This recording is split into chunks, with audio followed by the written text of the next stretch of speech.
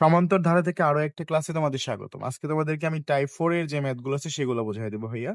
চলো ম্যাথটা শুরু করি। আর এই টাইপের তোমাদের কিন্তু তিনটা হোমওয়ার্ক দেওয়া হবে। ভালো করে ফলো করো। এখানে একটা ধারা দেওয়া আছে আর এখানে লেখা আছে -23 ইকুয়াল টু হোয়াট। তো এই টাইপের ম্যাথ হলে তুমি কি করবা? ফার্স্টে তুমি হচ্ছে এই জাতীয় যে ম্যাথগুলো হবে, ফার্স্টে তুমি n তম পদ বের করবা, তারপরে n এর মান যা বের হবে ততগুলা পদের সমষ্টি বের করবা। তো এখানে প্রথম পদ a সমান সমান 29 মানে 29 দেওয়া আছে লিখলা। তারপরে সাধারণ অন্তর কি বলতো? দ্বিতীয় পদ মাইনাস প্রথম পদ। দ্বিতীয় পদ এখানে 25 মাইনাস প্রথম পদ এখানে 29। তো দেখো তো 25 থেকে যদি 29 বিয়োগ করো, তুমি ক্যালকুলেটর দিয়ে করবা, ঠিক আছে? যে 25 মাইনাস 29 তাহলে অ্যান্সার দিবে -4। প্লাসে মাইনাসে কিন্তু ভুল করা যাবে না।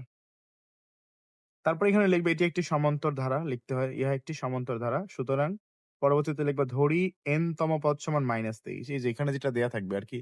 এখানে মাইনাস সংখ্যাও থাকতে পারে, প্লাস সংখ্যাও থাকতে পারে। যেটা দেয়া থাকবে সেটা লিখবা। তারপর এখানে তুমি জানো n তম পদের সূত্র হচ্ছে a plus n minus 1 into d। n তম পদের যে সূত্র আছে সেটা লিখবা। তারপরে -23। a এর মানটা কত বলো তো? a এর মান হচ্ছে 29 দেওয়া আছে, তাই না? প্লাস এখানে n মাইনাস 1 ইনটু d।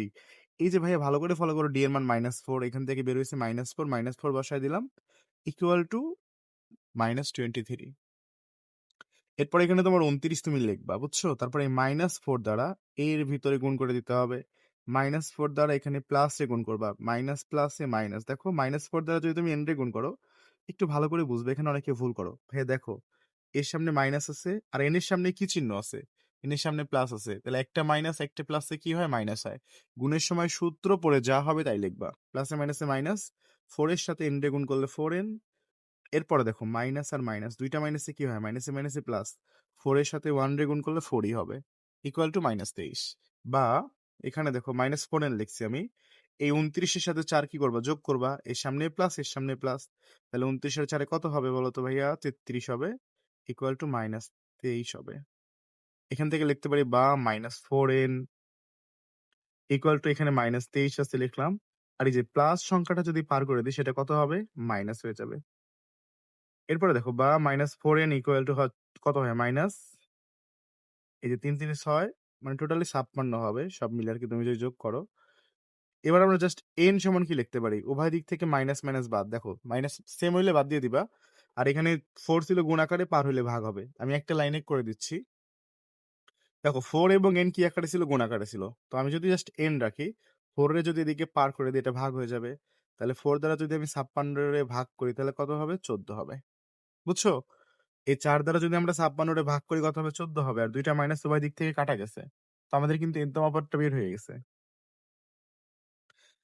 তো আমি এখন n তম পদের মান যা পাইছি ঠিক ততগুলো পদের সমষ্টি বের করব। তাহলে সুতরাং ধারাটির প্রথম 14 টি পদের সমষ্টি n ডিভাইডেড 2 সূত্রটা লিখলাম আমরা এখানে, যে সমষ্টির সূত্র। তাহলে S14 মানে 14 পদের সমষ্টি। জাস্ট এখানে n এর স্থানে কত হবে? 14 হবে। দেখো 14/2 মানগুলো বসায় দিবা।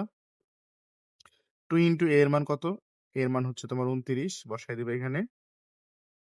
প্লাস n মানে 14 হবে, -1, d মানে কত আছে এখানে? -4 আছে। তো এখানে জাস্ট সুন্দর করে মানগুলো বসায় দাও। তুমি যদি এখানে ভাগ করে দাও সমস্যা নেই, দিতে পারো। 7 হবে। এখানে 29 দুগুণ হয় 58, প্লাস এখানে 14 থেকে 1 বিয়োগ করলে 13 হবে। এর সাথে গুণ আকারে আছে 4। ঠিক আছে ভাইয়া? বুঝছো? এরপরে 7 ইনটু 58, এখানে প্লাসে মাইনাসে মাইনাস, এখানে 4 তেরং কত হয় জানো? 4 তেরং হয় হচ্ছে 3 4 12 মানে 52 হবে। এই যে এখানে দেখো মাইনাস আর এখানে প্লাস, অনেকেই ভুল করে কিন্তু। তারা কি করে?